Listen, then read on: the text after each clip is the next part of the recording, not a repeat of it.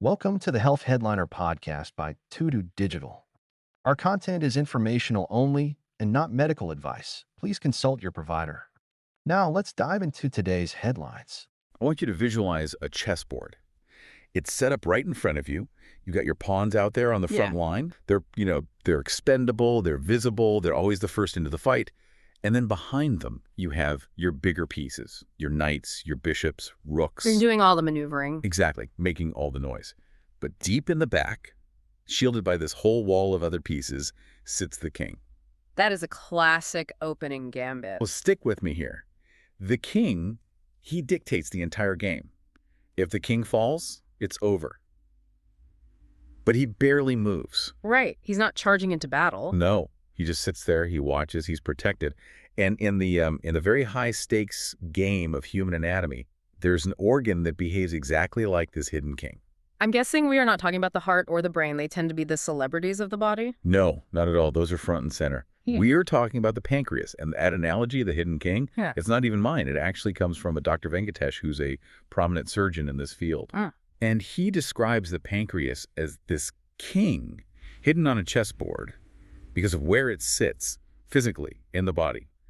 It is arguably the most elusive organ we have. It's a perfect description. It really is.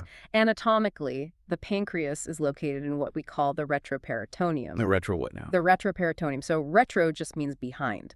And the peritoneum is the membrane. It's like a sac that lines your abdominal cavity. So most of your organs, your stomach, your liver, intestines, they're all inside that sac. They're accessible. Right. But the pancreas is tucked behind it, deep in the back of your abdomen, practically resting against your spine. How is it a bunker? It is absolutely in bunker. It's behind the stomach. It's behind the small intestine. It's protected by the rib cage. It is incredibly difficult to get to surgically. And more importantly, for our discussion today, it's so difficult to monitor. Right. I mean, if you have a lump in your breast, you might feel it. If something's wrong with your skin, you can see it. But because the pancreas is hiding back there in its bunker, when a tumor starts to grow, it just happens in total silence. And that is why we call pancreatic cancer the silent killer, because by the time the pawns on that chessboard start to fall. And by pawns, you mean the symptoms. I mean those vague, nonspecific symptoms. A dull backache that just won't go away, maybe some persistent indigestion, unexplained weight loss. By the time you notice those. The cancer, is often already in a very advanced state. And the stakes of this particular game just could not be higher. We are doing a deep dive today into something called Pancreatic Ductal Adenocarcinoma, or PDAC. PDAC. It is the third leading cause of cancer deaths in the entire Western world. And the statistic it just keeps me up at night. The 5-year survival rate is currently hovering at less than 10%. It is a devastating number, and it has remained stubbornly low for decades, even with all these massive advances we've seen in other areas of oncology. But, and this is why we're doing this today, there might be a new move on the board. Yeah. One that might just change the whole game. A new strategy. A brand new study published just days ago in January 2026 in the Proceedings of the National Academy of Sciences. It comes from the Spanish National Cancer Research Center, the CNIO. And this paper is making some serious waves. Yeah. Because it's not just another small incremental step forward. It feels like a potential paradigm shift. And the headline result? It's staggering. Scientists achieved complete tumor regression in mice. Right. I want to be careful with that word. When we say regression, we're talking about the tumors getting like a little bit smaller. No, we mean they disappeared. Gone. Right. Vanished. And not just for a week or two. These mice remained completely tumor-free without developing any resistance for over 200 days. And in mouse years, that is. That's a massive chunk of a lifespan. No, absolutely. A laboratory mouse lives, about 2 years, so 200 days. That's the equivalent of decades for a human.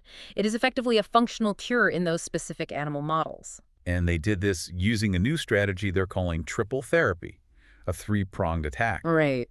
So our mission for this deep dive is to unpack exactly how this thing works. We need to understand the biology of this enemy, the molecular detective work that led to this triple combo. Yeah. And then we need to do a very serious reality check on when this might actually reach human patients. It's a story of blocking escape routes, anticipating the enemy's next move, and maybe finally checkmating that hidden king. So let's start with the enemy. We used the term PDAC earlier. But I feel like whenever I read about pancreatic cancer, I hear about different types. There was the type that Steve Jobs had, and then the type that, say, Patrick Swayze or Alex Trebek had. Are we talking about the same disease here? That is a crucial distinction. We have to make it right at the start. They are technically both pancreatic cancer, but biologically they're completely different things. Yeah. That same surgeon, Dr. Venkatesh, he uses another brilliant analogy to separate them, ocean versus freshwater. I do love a good analogy. Break that down. So PDAC, that pancreatic ductal adenocarcinoma, that's the ocean. The ocean. It accounts for about 85% of all cases. It's vast, it's turbulent, it's incredibly dangerous. This is the aggressive one. The invasive weed that just grows rapidly and resists treatment. This is the cancer that took Swayze and Trebek. And this is our focus for today. This is our focus. So what's the freshwater? Those are the neuroendocrine tumors, or NETs. That is what Steve Jobs had. They only make up maybe 3 to 5% of cases. You can think of them as the virtuous twin. The virtuous twin. Yeah, they typically grow much, much slower. They're less aggressive, and the outcomes are significantly better. You can live with a NET for years, sometimes even decades. PDA is a completely different beast. Okay, so we are sailing into the ocean today, the dangerous waters. Why is PDA so hard to kill? I mean, apart from the fact that it hides in the back of the abdomen. Yeah. Once we find it, why can't we just poison it like we do with other cancers? To really get that, you have to look at the engine. What is driving the tumor? In the vast majority of these ocean cancers, the initiating event, the spark that starts the fire, is a mutation in a specific gene. It's called KRAS. KRAS. I feel like I see those 4 letters in pretty much every oncology paper lately. It's ubiquitous. It really is. I think. The KRAS gene produces a protein that acts like a switch inside the cell. Imagine a light switch on your wall. Okay. When that switch is flipped on, it sends a signal to the cell saying, grow, divide, consume. When the switch is off, the cell just rests. Simple enough. On means go, off means stop. Exactly. In a healthy pancreas, that switch flips on and off only when it's needed, like if you need to repair some tissue. But in PDAC, the KRAS gene is mutated. It's like someone took a roll of duct tape and just taped the light switch permanently in the on position. So the cell is just getting this constant screening signal to replicate. Nonstop. Precisely. And for decades, oncologists knew this. We knew KRAS was the driver. So the logical solution seemed to be, okay, let's make a drug that untapes the switch. Let's make a KRAS inhibitor. That seems like common sense. I mean, if the engine is revving out of control, you cut the fuel line. It does seem like common sense. But this brings us to one of the most frustrating chapters in the history of modern medicine. For 40 years, KRAS was considered undruggable. Undruggable? That sounds like a challenge chemists would usually love to take on. It was a nightmare. You have to understand how drugs work on a molecular level. Usually, for a drug molecule to stop a protein, it needs to be able to slot into it, like a key into a keyhole. Right. It needs a pocket, a crevice, something to latch onto so it can physically block the protein from working. Like putting a doorstop in a door so it can't close? That's a great way to put it. But when scientists looked at the actual structure of the KRAS protein, it didn't have any pockets. It was just this smooth, round sphere. A slippery ball. A slippery, Teflon-coated ball. There was simply nowhere for a drug to stick. It was like trying to scale a glass wall with no handholds. So for decades, we had to treat this by attacking the pawns, using general chemotherapy that just kills all fast-growing cells, while the king, KRAS, was just untouched, driving the whole thing from behind the scenes. That's right. But technology's gotten better. We're talking about a study from 2026. Surely we've figured out how to stick something to that glass wall by now. We have, and this is where the story gets really, really interesting. A few years ago, researchers used some advanced imaging and molecular modeling, and they found a tiny hidden pocket on the KRAS surface.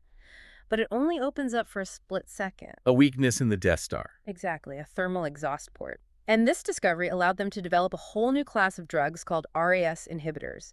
The specific one used in this new CNIO study is called Daraxonrasib. Daraxonrasib. Or RMC-6236, but Daraxonrasib is easier. Let's stick with that. It binds to the active form of the protein and it just shuts it down. And these drugs have recently entered the clinic, and, initially there was a lot of celebration. We finally had a way to drug the undruggable. So, problem solved. Yeah. We found the pocket, we made the drug, we untaped the switch. Why do we need a deep dive on a new triple therapy if the single therapy works? Because of the oldest problem in cancer evolution, resistance. The tumor fights back. The tumor adapts. When you give a patient Daraxonrasib, the tumors often shrink dramatically. The patient feels better. But almost invariably, the cancer finds a way around the blockage. It's like a river. You build a dam, but the water eventually finds a crack or, a side channel and just comes rushing through again. And that brings us right to the core of this new study.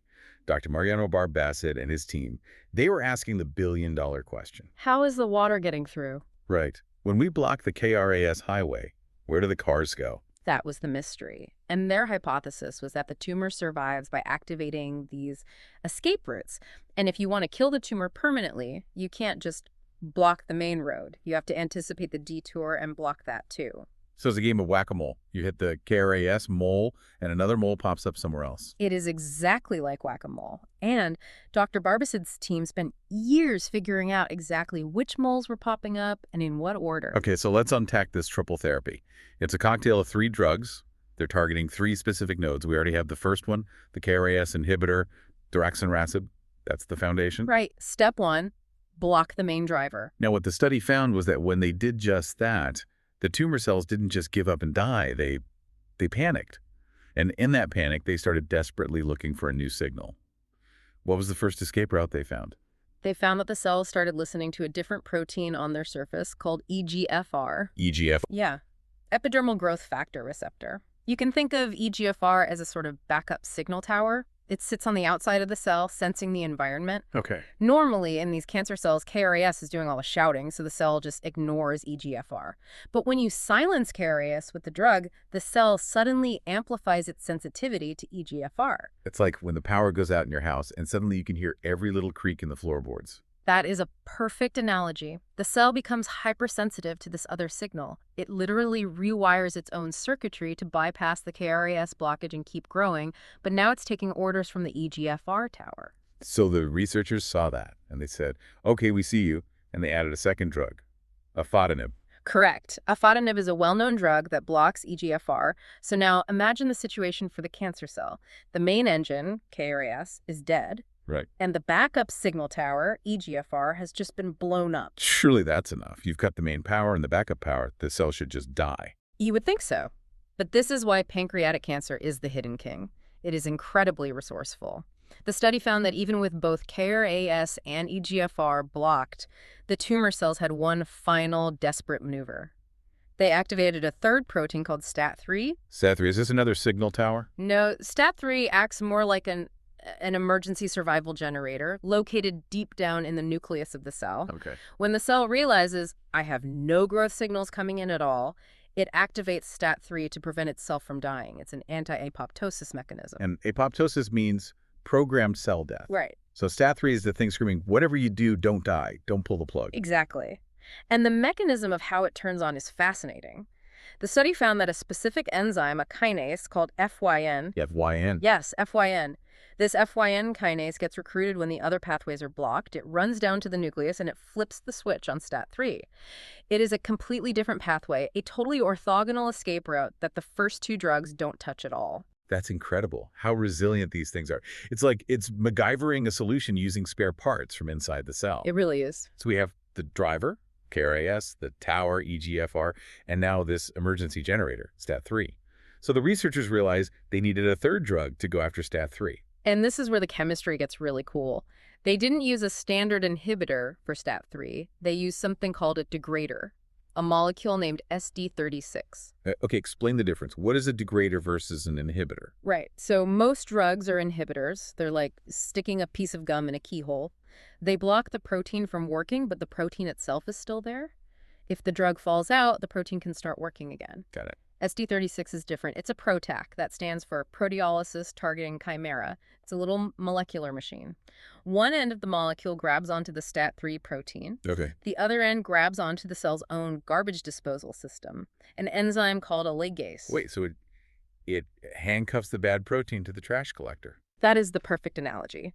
It handcuffs STAT3 to the cellular trash collector, which then drags it into something called the proteasome, which is the cell's shredder, and it physically destroys it. The protein is gone, not just blocked, it's recycled into amino acids. That is brutal. I love it. So that's the triple threat. You block the driver with Daraxonrasib, you silence the signal tower with Afatinib, and you handcuff the emergency generator to the trash collector with SD36. And when you do all three of those things at the exact same time, checkmate. The tumor has nowhere left to go. Let's look at the scoreboard then. Yeah. What actually happened when they gave this cocktail to the mice? So they used these very sophisticated models called genetically engineered mouse models, or GEMMs. And I want to pause on that because it's really important. Okay. These are not just mice with a lump of cancer cells injected under their skin. These are mice that are specifically bred to genetically develop pancreatic cancer from birth in the exact same way that humans do. So they have the same mutations driving it. Yes. They develop the same mutations, and crucially, they develop the same stroma. The stroma is this dense, scar-like tissue that surrounds pancreatic tumors. It acts like a fortress wall. Preventing drugs from getting in. Exactly, and preventing immune cells from attacking. A lot of drugs work great in a petri dish, but then fail in humans because they just can't penetrate the stroma. So these mice are the toughest possible test. They have the fortress wall and everything. They're the toughest test. When they treated these mice with just the single KRAS drug, the tumor shrank for a little bit, but then resistance kicked in and the mice eventually died. Which mirrors what we're seeing in human trials right now. Sadly, yes, it does. But when they gave the triple therapy, the tumors completely regressed. They just disappeared from the ultrasound scans. And they stayed gone. They stayed gone. The study followed them for over 200 days. The mice were just living normal, healthy lives. No signs of cancer recurrence whatsoever. Did they check the tissue afterwards? I mean, maybe the tumor was just hiding really, really well. They did. They performed detailed autopsies and histological analysis at the end. They found no active cancer cells. The stroma, that scar tissue, it was still there, like a ghost town, but the inhabitants were all gone. That is truly remarkable. Now, whenever we talk about mouse studies, there is always that big caveat. Mice are not little humans. Always. Just because it works in mouse doesn't mean it's going to work in us. Did they try to bridge that gap at all? They did. They used another model called a patient-derived xenograft, or PDX. This is where they take a biopsy of a real human tumor from a patient in the hospital, someone with PDAC, and they implant that piece of human tissue into a mouse. So the mouse becomes a sort of avatar for the human patient. Exactly. It lets us test drugs on actual human biology, but within a living system. And the results were completely consistent. The triple therapy induced complete regression in the human tumors as well. Wow. And did it matter what specific mutations that human patient had? Because cancer is messy, right? Everyone's genetics are a little different. That was one of the most encouraging findings of the whole paper. It worked regardless of the secondary mutations. Whether the patient had a P53 mutation, which is very common and usually really bad news or not, the strategy held up. It worked. They even did a sort of Pepsi versus Coke test, right? Or they swapped out the KRAS drug for a different one. They did, yeah. They swapped Daraxonrasib for another KRAS inhibitor called MRTX1133, and it still worked just as well. Why is that detail important? It proves that the success isn't due to some weird random quirk of one specific drug molecule. It proves that the strategy is sound. The logic of blocking those three specific nodes, KRAS, EGFR, and STAT3, that's the key that unlocks the puzzle. Okay. So I am sitting here listening to this, and I'm feeling this huge surge of hope. This sounds like the cure. But I know you, and I know how scientific research works. There is always a however. There is. We're not going to see this in pharmacies next week, are we? No. And this is the part where we have to take a deep breath and be really responsible with the data. There are massive hurdles between this paper and a human patient, and the biggest one is toxicity. Right, toxicity. Because we're hitting three major biological systems all at once. Correct. KRAS, EGFR, and STAT3 Thanks for are not tuning just in cancer to the Health genes. Headliner They are podcast vital by for your healthy Digital. cells too. Like and Your subscribe for skin more needs health news and EGFR breakthroughs. to repair itself. Stay Your healthy gut and lining needs informed. it to maintain See you its next integrity. time. Your immune system relies on STAT3 signaling. So if you shut them all down to kill the cancer, you might effectively be shutting down the patient. That's the risk. Now, in the mouse study, they reported that the mice tolerated the treatment well. No weight loss, normal blood counts. But here's the catch. The dose of the second drug, Afatinib. The signal tower blocker. Yes. In the mice, they used a dose of 20 milligrams per kilogram of body weight. Is that a lot? I have no frame of reference for mouse dosage. It is huge. For context, the FDA-approved maximum dose for a human taking Afatinib is about 40 milligrams total per day for the whole person. If you calculate the equivalent human dose based on what they gave the mice, It would be roughly 30 times higher than the safe limit. 30 times. Yes. If you give a human that dose, they would likely suffer horrific side effects. I'm talking severe full-body skin rashes, uncontrollable diarrhea, potential liver failure. It would be completely intolerable, possibly fatal. So the recipe works, but the ingredients are just too strong for us to swallow. That's a great way of putting it. The mice could handle it because mouse metabolism is different, it's faster, and their tolerance for EGFR inhibition is just not the same as ours. But we cannot simply scale that dose up for people. So what's the solution? Do we need to find a way to target it better? That's one avenue people will explore, using things like nanoparticles or antibody drug conjugates to deliver the poison directly to the pancreas so it doesn't circulate all through the blood. But that's technology that is still being refined. Okay, what about the third drug? The shredder, SD36. That is the second big hurdle. SD36 is what we call a tool compound. Meaning it's a tool for scientists in a lab, not a medicine for doctors in a clinic. Exactly. It was designed to work in a petri dish or a lab animal. It has very poor ADM properties. ADME. Yeah. Break that acronym down for us. It stands for absorption, distribution, metabolism, and excretion. It's basically how the body processes a drug. Yeah. So absorption. If you put SD36 into a pill, your gut probably wouldn't absorb it into your blood very well. Distribution. Even if it got into the blood, it might not reach the pancreas in high enough concentrations. Metabolism. Your liver might just see it as a foreign invader and break it down immediately. So it's a prototype. It proves the concept works, but you couldn't actually manufacture it and put it on a shelf. Precisely. We now need chemists to take the idea of SD36, a STAT3 degrader, and engineer a new version that is stable, that's absorbable, and that's safe for humans. And that process, going from a tool compound to a clinical candidate, can take years. And just to illustrate how fine the line is between success and disaster, Right.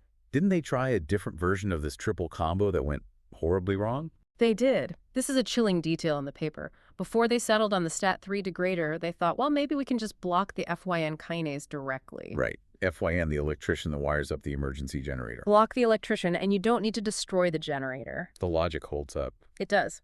They used a drug called Afatinib, which blocks a group of kinases that includes FYN. They combined Daraxonrasib for KRAS, Afatinib for EGFR, and Daraxonrasib. And what happened? The mice died within 24 to 48 hours. Oh, from that cancer. No, from the drug combination. It caused massive intestinal hemorrhaging. The toxicity was immediate, and it was lethal. That is terrifying. It really shows how incredibly precise this cocktail has to be. Yeah. You change one single ingredient, and it goes from a potential cure to a poison. It highlights the sheer complexity of biology. When you start pulling multiple levers in these signaling pathways, you can trigger feedback loops that you just didn't anticipate. And that is why Dr. Barbacid was so explicit in his statement. He said, and I'm quoting here, "We are not yet in a position to carry out clinical trials with the triple therapy." That is a hard reality check. Yeah. It is sobering. I don't want to lose sight of the victory here. Does the fact that we can't use it in the clinic today mean the study is just an academic exercise? Oh, far from it. Think of it this way. Before this study, we were fighting in the dark. We knew resistance happened, but we didn't know the exact route the cancer was taking. We were guessing. Now we have a map. We have a detailed step-by-step map. We know the coordinates. Node A is KRAS, node B is EGFR, node C is STAT3. The biological mystery is, for the most part, solved. The challenge now shifts from a biology problem to an engineering problem. And we're good at engineering. We are. The pharmaceutical industry is incredibly good at taking a known target and building a missile to hit it. Now that they know they need a better STAT3 degrader, they will put massive resources into finding one. Now that they know they need a safer way to block EGFR just in the pancreas, they'll work on those delivery systems. So if I'm a listener, maybe I'm a student, maybe I work in healthcare, or maybe I'm just someone who's terrified of this disease, what's the takeaway? What do we do with this information right now? The first takeaway has to be about vigilance. We started with the hidden king. The best way to beat pancreatic cancer today, while we wait for these amazing therapies to be developed, is still early detection. But you said it's silent. It is quiet, but it's not always invisible. If you have persistent symptoms and indigestion that doesn't get better with antacids, a nagging back pain that kind of wraps around your abdomen and isn't linked to an injury, or sudden weight loss when you're not trying, do not ignore the pawns falling on the board. Go to the doctor. Advocate for yourself. Absolutely. Because if you catch it before it spreads, surgery is still a potentially curative option. We want to remove the king from the board before he has time to fortify his position. And the second takeaway. I think we need to appreciate the sheer scale of the effort it takes to get to a point like this. This wasn't some eureka moment by one genius in a garage. This was the CNIO, supported by the Breast Cancer Foundation, the European Research Council, and others. It takes massive international collaboration and funding to run these incredibly complex mouse trials and analyze this kind of data. It's a team sport. Science is the ultimate team sport, and when you see a result like this, complete regression, over 200 days tumor-free, you're seeing the incredible return on that investment. We've gone from the anatomy of a hidden organ, deep in the retroperitoneum, to the molecular machinery of a weed that learns to rewire itself. And finally, to a triple threat combo that for the first time actually checkmates the cancer in the lab. It's a remarkable journey, and while we are not at the finish line for human patients for the first time in 40 years, we can clearly see the finish line from where we're standing. I want to leave everyone with that mental image. The mice in that study. For 200 days, just living their normal little lives, eating, sleeping, running on wheels, with no cancer. It's a preclinical success, yes, but it lights a very specific path toward a future where stage 4 pancreatic cancer isn't the end of the story, but just a diagnosis that comes with a plan. That is the goal, and the biology now suggests it is possible. Thank you so much for diving deep with us today. It's been a heavy topic, but I think a hopeful one. It's always a pleasure to unpack the science. Keep learning, stay curious, and we will see you on the next deep dive. Thanks for tuning in to the Health Headliner podcast by Digital. Like and subscribe for more health news and breakthroughs. Stay healthy and informed. See you next time.